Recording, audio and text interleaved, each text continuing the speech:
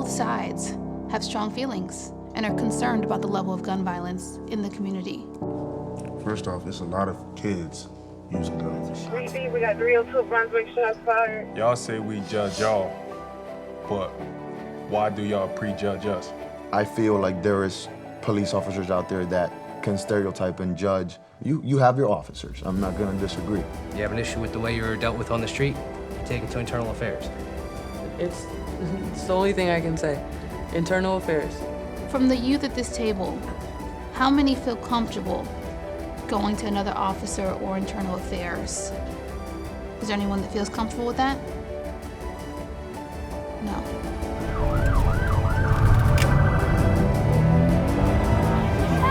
Who shot? Go. She's got somebody shot in the car. Go to the hospital. Go to the hospital. After having these conversations, would you ever consider being a police officer to change the narrative? I could do that. Yeah, I really could. Appreciate it.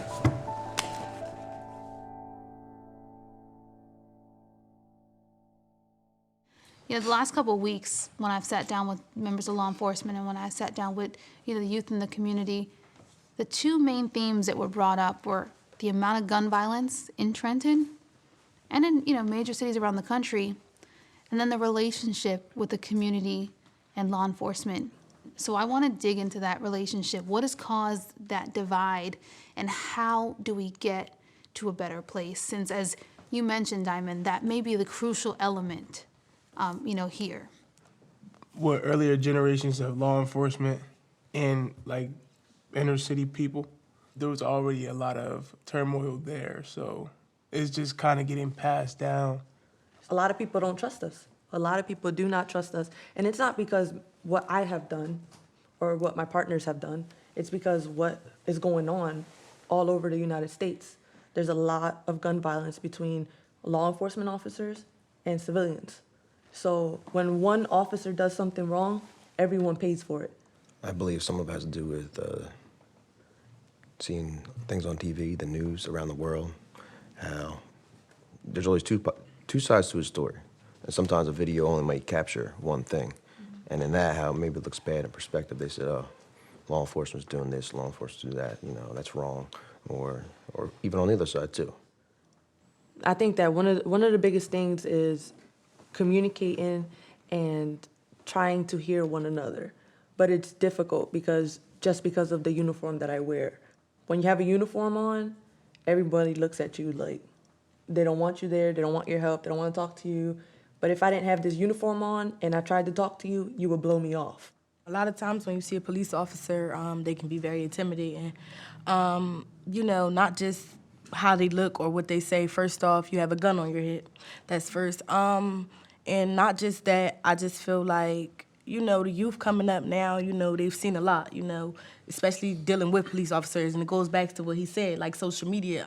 I don't really have nothing against police officers. I have a godmom that works for Trenton Police Department, and I actually love her. Like, she changed my perspective on cops a lot because before I didn't like them. Like, you know, I didn't. It was a point in time where I believe I was like 11 years old, and my mom was going through a mental state. You know, she wasn't in her right state of mind. And when the police officer came, you know, and I'm trying to tell them that, you know, she needs help, and they took it upon themselves to pull out mace and mace her. And, you know, me being there and seeing that hurt my heart a lot, you know. So, and that made me look at police officers a lot different. But then again, I had to understand that, you know, they're only doing their job. They don't know this lady from a can of spray paint. Maybe she isn't crazy, you know. Maybe they were scared or felt intimidated by her.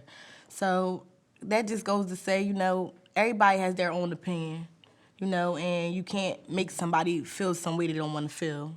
Do you think, though, if you had more pre-existing relationships with members of law enforcement in the community, you would have more perspective when you watch those videos or when you have an encounter?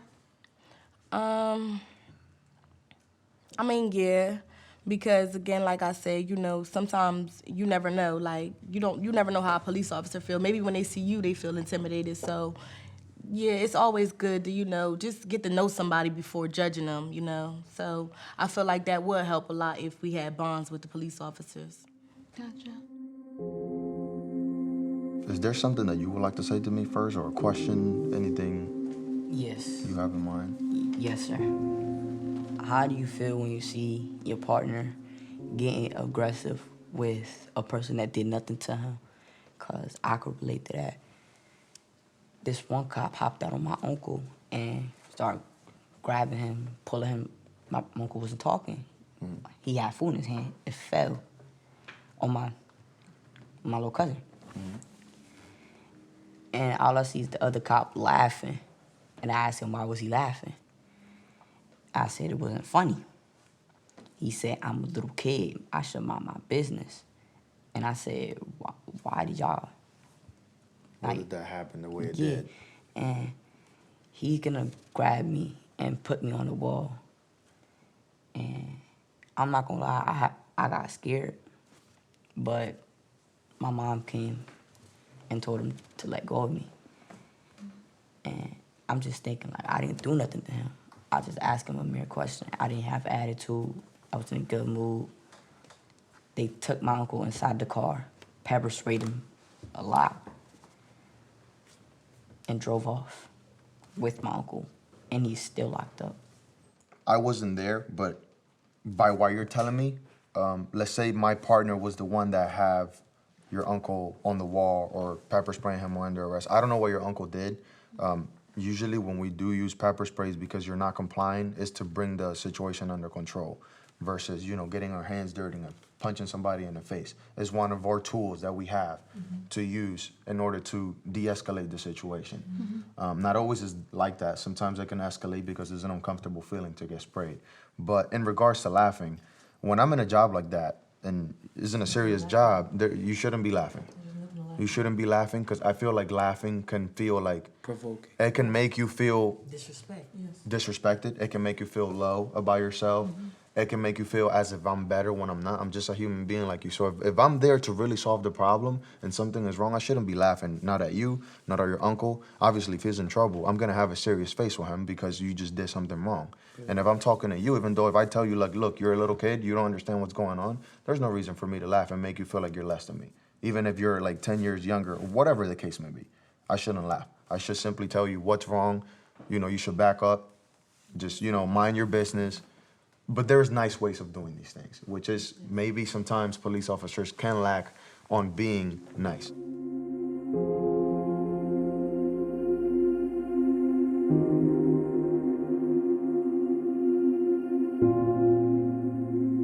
As far as the difficulties on our side of it, we're extremely understaffed with it. We don't have a lot of cops working on the street.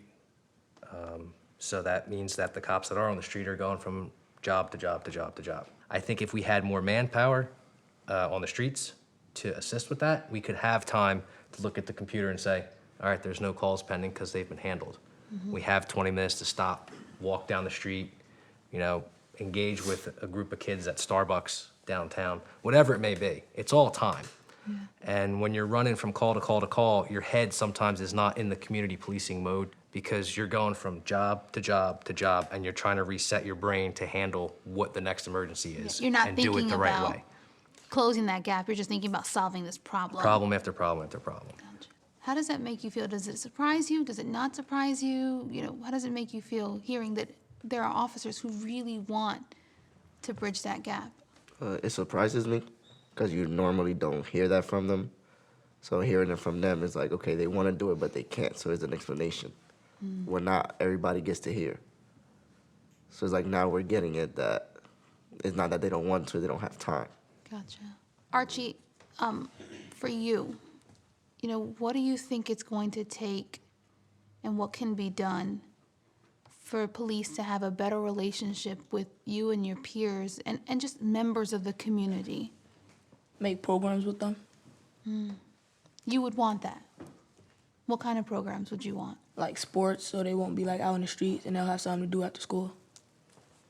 For the youth in the community or like with the police department? With the police department. Wow. I think like if it was like more programs and stuff to do as like while they're young, it won't be as much violence because it'll be less people in the streets. Because it's 11, 12-year-olds that's in the streets, but when they really could be at this center during the weekday or the weekend playing basketball in the gym, but they can't because the center don't want to open. So if I'm in a program while I'm young and they telling me like, don't go to the streets, get a job, I think it'll help. When I was growing up here, I had a lot of programs, Weed and Seed, Sister to Sister, Big Brothers, Big Sister programs, and a lot of that was during the summer. A lot of that was during the school year. There was just always something to do, but it seems like those programs have fallen to the wayside, and now the youth, they just go to the streets. And the interaction with us it's only when something bad happens. They don't really get to interact with us on a regular, daily basis. I think if we had positive programs for us to just pop up and just to be a part of on a daily, it'll definitely change the way, kids think and, what they should be doing. I feel like at the end of the day, we're still people. Just because you enforce the law, which should happen, because you don't want people shooting up everybody and then expect no consequences. I think that in order to build that trust is, like he said, we can have more activities. And it'll be nice because I know whenever people come in the courts, basketball courts, it's like, oh, where you at, And it will make us feel good as police officers to be able to do things like this. Because we're always getting called. We only get called when something is wrong, obviously. We don't get called. If everything's perfect, there's no need to call the police. So all we encounter is trouble, problems, domestics, things are wrong. But if we, at some point throughout the day, have a few minutes to just interact in a nice way with the community, play basketball, get somebody something to eat, have a conversation, then your day changes a little bit. Then it's not just bad things. That you had a time in the day where you did something nice, where you did something positive, you have something good to talk about. And maybe along the way, little by little, trust is rebuilt. Yes. I think we had some amazing dialogue, quite frankly, here. And I think what I learned was that both sides have the same goal. People in the community, even the youth here, want less crime. They want less gun violence. They want a better relationship. And law enforcement wants the exact same thing. So I want to end this with a commitment, maybe from everybody, very brief, very short. What is something you can do better having had this experience now? Just continue to reach out to the youth and hopefully build personal relationships. Look both sides of the situations and both sides of people. Talk to police more. I feel like interacting with the community more, taking every chance to do community policing and play that basketball game or have that conversation with, whoever, and building that trust and working on that. Yeah, I just want to stay positive, carry a phone, not a gun, I feel like I should just stay out of trouble. I should understand it better instead of from what I hear from people. I should look at the perspective from my eyes and not others. I think most important thing is continue to empathize with people, put myself in their shoes, see how they feel. I can share the same stuff that we talked about today and, try to make things better. Try to find those moments to have a little bit more of a conversation where it's not related to an incident. I know now, to be, copacetic with them. Just give them respect and give them a chance. Trusting police officers more. And if there's a problem, I should feel safe to call them. I would stop being so aggressive when a cop approaches me. I would try to understand that they're just trying to protect me and they do have to do their job. It's hard, just even having this conversation is tugging inside because I grew up here. I'm born and raised in Trenton, from South Trenton. I've been to the schools. I used to go to Washington School. I actually attended Sam Naples for my after-school program. So I've been here, I've seen it, and I've seen the change, I've seen what's going on, and now that I'm a police officer, I see it on their side too. Before I didn't see it on the cop side. Now I see it cop side and civilian side. And I feel like if you don't take a step back and try to put yourself in somebody's shoes, you can't really empathize with somebody. And I think that's a key word that I always like to share with everybody, is empathy. You can't really know how somebody feels if you don't dig deep to where they are as well. And that's why this is important, these conversations, because we get to talk about how you feel, how I feel. And in all honesty, it seems like we all kind of feel the same exact way. Feels like we share a lot of things. We may not have the same stories, but each one of us here has something to share.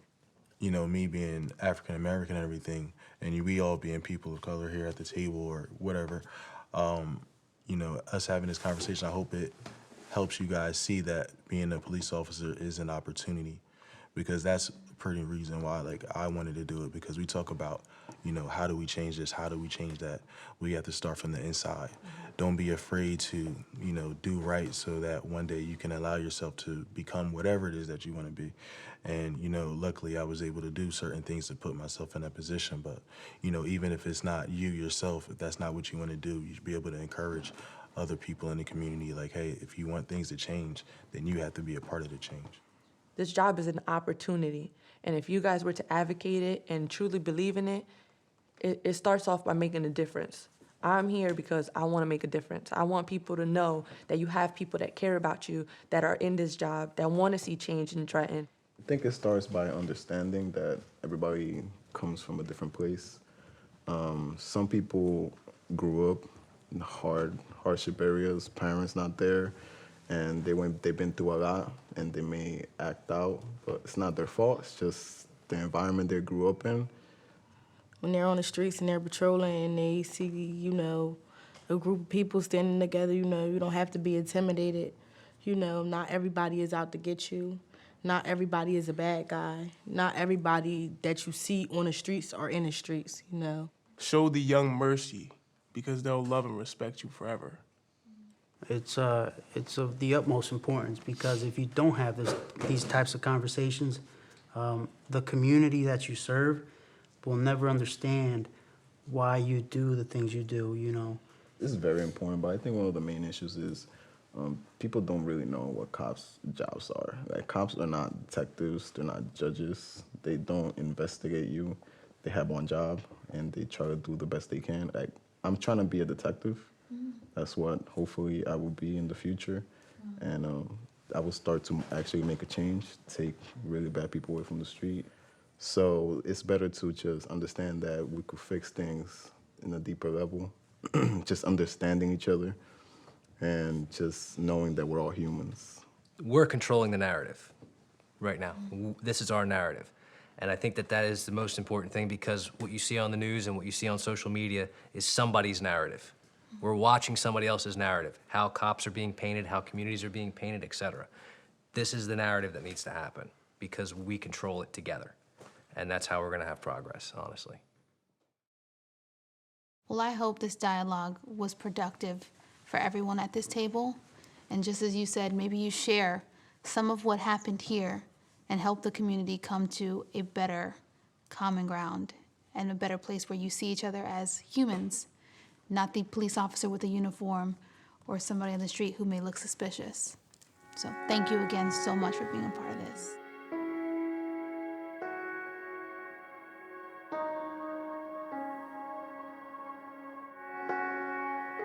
So we challenged everyone to come up with some ideas, and you guys were challenged with programs that could potentially be implemented in Trenton to make a difference. What were some of the ideas you guys came up with? Well, I came up with the idea about open mic night. Come have the youth come out, speak on how they feel, vent, and just talk about the problems. Having a Q&A at least once every month will be good, you know, to bring everybody in and everybody can have understanding and everybody can have a chance to talk with each other. What are some of the topics you would like, you know, to cover in this Q&A?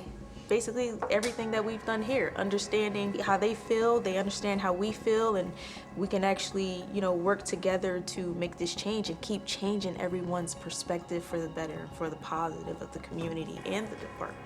Another one could be sports, where everyone, like the cops and the youth, gets together and play a game of basketball. Having teammates and passing the ball, or just, you know, I got you, you got me. That's what's the starting ground of building that relationship with the police department.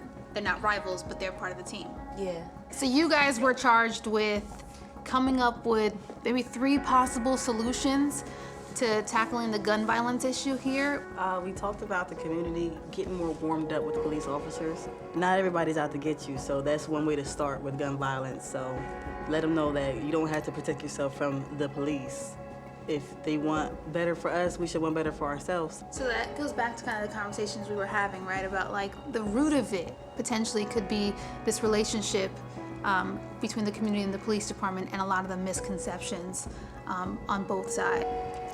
The other one, maybe set up a program, if it would work. I know they had it in the past where they can turn in guns through the ATF and state police. No name, no nothing, at least a gun or ammunition could be off the street. So you guys were charged with tackling some solutions to the misconceptions that happen, not just here in Trenton, but all over the country in various cities and towns. What were some solutions you guys came up with?